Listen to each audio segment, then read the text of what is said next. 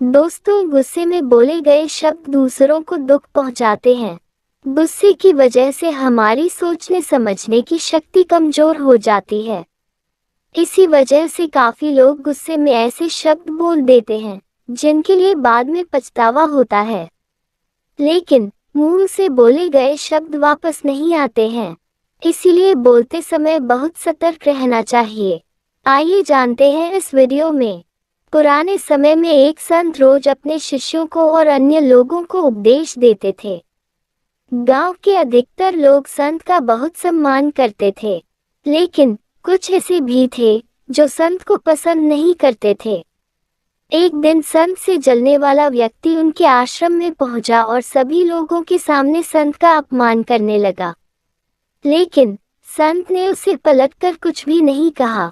जब वह व्यक्ति बोलते बोलते थक गया तो चला गया। गांव के लोग ये देखकर बहुत दुखी थे। संत ने अपना प्रवचन फिर से शुरू कर दिया। जब वह व्यक्ति अपने घर पहुंचा तो उसे अपनी गलती का एहसास हुआ। वह अगले दिन संत के आश्रम पहुंचा और उनसे माफी मांगने लगा। संत ने उससे कहा कि एक काम करो, आश्रम में पक्षियों के कई पंख बिखरे हुए हैं, उन्हें इकट्ठा करके यहाँ ले आओ।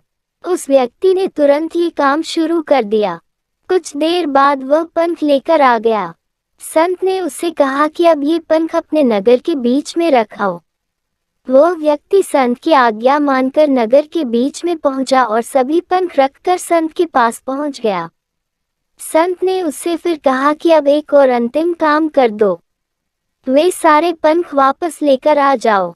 जब वह व्यक्ति नगर के बीच में पहुंचा तो वहां रखे सभी पंख उड़कर इधर उधर फैल गए थे।